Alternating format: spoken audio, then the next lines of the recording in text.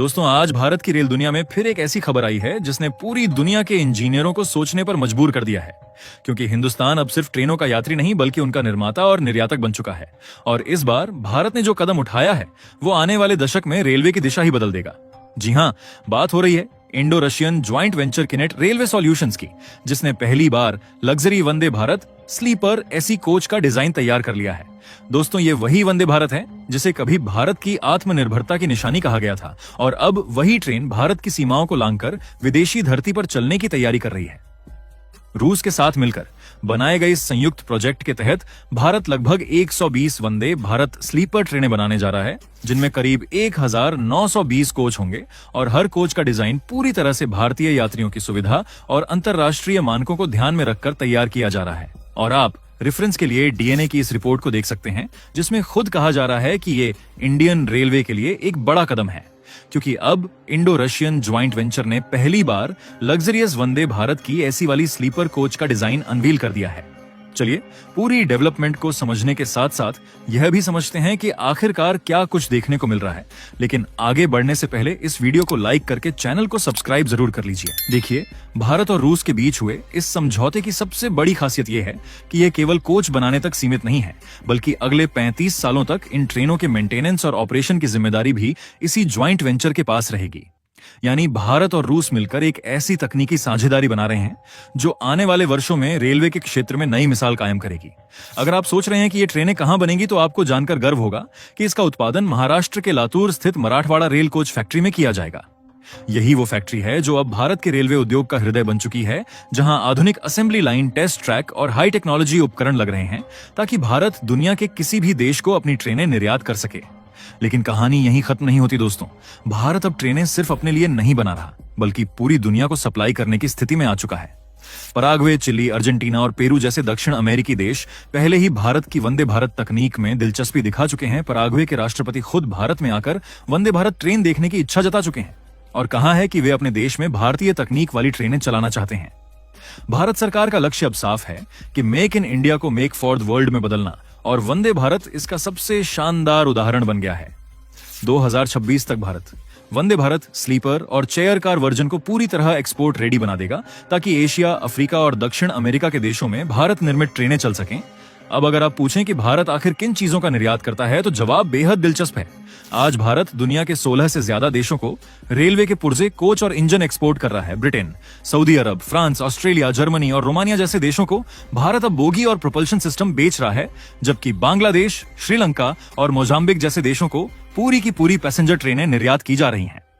भारत के बनारस और मधेपुरा जैसे प्लांट अब लोकोमोटिव एक्सपोर्ट हब बन चुके हैं। अफ्रीका के कई देशों जैसे गिनी, सेनेगल और मोजाम्बिक को भारत से इंजन भेजे जा चुके हैं। वहीं मेट्रो कोच कनाडा और ऑस्ट्रेलिया को निर्यात हो रहे हैं। यानी अब भारत सिर्फ ट्रेनों के डिब्बे नहीं बल्कि पूरी रेलवे टेक्नोलॉजी का निर्यातक बन गया है। आपको बता दें कि ट्रेन से जुड़ी सभी वस्तुओं जैसे लोकोमोटिव, रोलिंग स्टॉक, पुर्जे और उपकरण के निर्यात को देखा जाए तो भारत हर साल लगभग 2900 करोड़ का एक्सपोर्ट अकेले ही करता है। लेकिन अब जब टेक्नोलॉजी और बाकी की चीजों में रूस का साथ मिल रहा है, तो भारत ट्रेन सेक्टर में कैसे दबदबा बनाने वाला है, ये आने वाले 1-2 सालों में देखने को मिल जाएगा। यही नहीं, भारत अब अपने रेलवे एक्सल्स और ट्रैक्शन मोटर्स का उत्पादन भी बढ़ा रहा है, ताकि आने वाले समय में किसी भी देश को अपनी जरूरत के मुताबिक ट्रेनों का पूरा समाधान भारत से मिल सके। यंत्रा इंडिया लिमिटेड ने तो एक्सल्स का उत्पादन सीधे 30,000 से बढ़ाकर 70,000 यूनिट तक करने की योजना बना ली है। वंदे भारत ट्रेन की खास बात यह है कि यह पूरी तरह इलेक्ट्रिक मल्टीपल यूनिट तकनीक पर आधारित है। यानी हर कोच अपने आप में एक मिनी पावर यूनिट की तरह काम करता है। इस तकनीक की वजह से ट्रेन ज्यादा तेज, ज्यादा स्थिर और ज्यादा ऊर्जा कुशल बन जाती है, और अब भारत यही तकनीक दुनिया के सामने पेश करने जा रहा है। रूस के साथ बना यह नया लग्जरी स्लीपर वर्जन पूरी तरह एयर कंडीशनड होगा। इसमें हर बर्थ पर smart lighting, sound proof system, automatic door और इंटरकॉम जैसी सुविधाएं होंगी। इस ट्रेन का लुक यूरोपियन डिजाइन से भी ज्यादा आधुनिक बताया जा रहा है, और यह भारतीय यात्रियों के लिए तो सौगात होगी ही, साथ ही अंतरराष्ट्रीय यात्रियों के लिए भी भारत की इंजीनियरिंग का प्रदर्शन करेगी। दोस्तों सोचिए, कभी जो भारत देश ट्रेन इंजन के लिए विदेशों पर निर्भर था, आज वही देश यूरोप और साउथ अमेरिका को ट्रेनें बेचने की स्थिति में पहुंच चुका है। ये केवल आर्थिक सफलता नहीं, बल्कि आत्मनिर्भर भारत के सपने की सबसे चमकदार मिसाल है। भारत के रेलवे मंत्री ने भी हाल ही में कहा कि भारत आने वाले 5 सालों में रेलवे निर्यात से अरबों डॉलर कमाने की स्थिति में होगा और यही वो विजन है जो भारत को एक ग्लोबल रेल पावर में बदल देगा। आज पूरी दुनिया भारत के रेलवे मॉडल को अध्ययन कर रही है और कई देश इसे अपनाने की तैयारी में हैं। अब सवाल ये नहीं कि भारत ट्रेनों का निर्यात करेगा या नहीं, सवाल ये है कि कौन सा देश भारत से पहले ऑर्डर देगा। क्योंकि जो भी देश वंदे भारत जैसी ट्रेन अपने ट्रैक पर उतारेगा वो आने वाले वर्षों में तकनीक और सुरक्षा दोनों में आगे होगा और यही भारत की कूटनीतिक ताकत भी बनेगी। तो दोस्तों, अब वक्त है गर्व महसूस करने का, क्योंकि भारत अब केवल पटरियों पर दौड़ने वाला देश नहीं बल्कि दुनिया को पटरियां बिछाने वाला देश बन गया है। आने वाले सालों में जब यूरोप से लेकर लैटिन अमेरिका तक भारतीय ट्रेनें दौड़ेंगी तो हर इंजन की आवाज में एक ही संदेश होगा कि ये है भारत की रफ्तार, ये है भारत का गौरव और ये है वंदे भारत का विजय अभियान।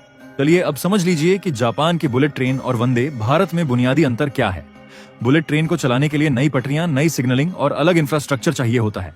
वहीं वंदे भारत एक इलेक्ट्रिक मल्टीपल यूनिट है जिसे मौजूदा पटरियों पर भी चालू किया जा सकता है।